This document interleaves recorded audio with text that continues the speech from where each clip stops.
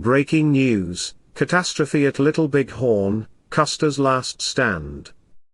June 25, 1876, Greasy Grass River, Montana Territory.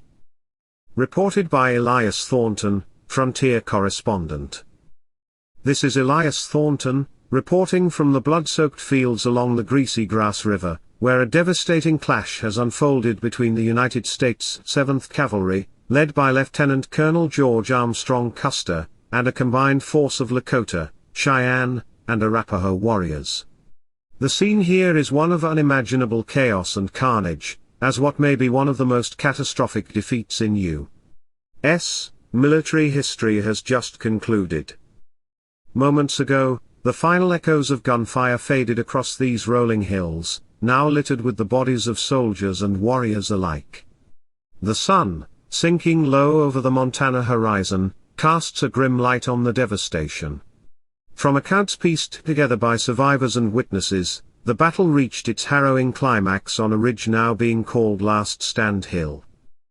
Custer, known for his bold and often reckless tactics, led approximately 210 men of the 7th Cavalry into what he believed would be a swift victory against a native encampment along the Little Bighorn River.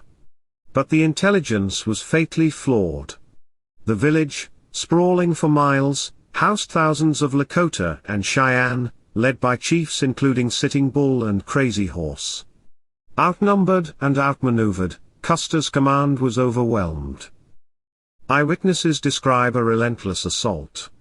As Custer's battalion ascended the ridge, waves of warriors, armed with repeating rifles, bows, and war clubs, enveloped them. It was like a storm of arrows and bullets, said one scout who barely escaped the onslaught. The soldiers fought bravely, but there were too many, coming from all sides. On Last Stand Hill, Custer and his men made their final desperate defense. Reports indicate that Custer, recognizable by his buckskin jacket, stood firing his pistols until the end. Around him, his officers and troopers fell one by one, some in hand-to-hand combat, others cut down by precise arrow fire. The native warriors, driven by a fierce resolve to protect their families and way of life, pressed forward with unrelenting force.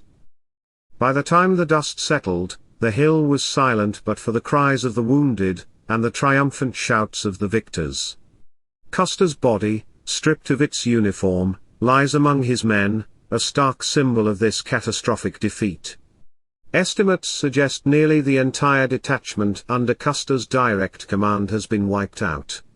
Other companies of the 7th Cavalry, under Major Marcus Reno and Captain Frederick Benteen, faced heavy fighting elsewhere but managed to hold defensive positions, though they too suffered grievous losses.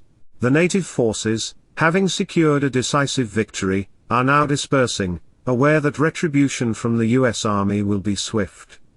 Sitting Bull, the spiritual leader of the Lakota, is said to have urged his people to prepare for what comes next. "We have won this day," a Cheyenne warrior reportedly said, "but the white man's vengeance will follow."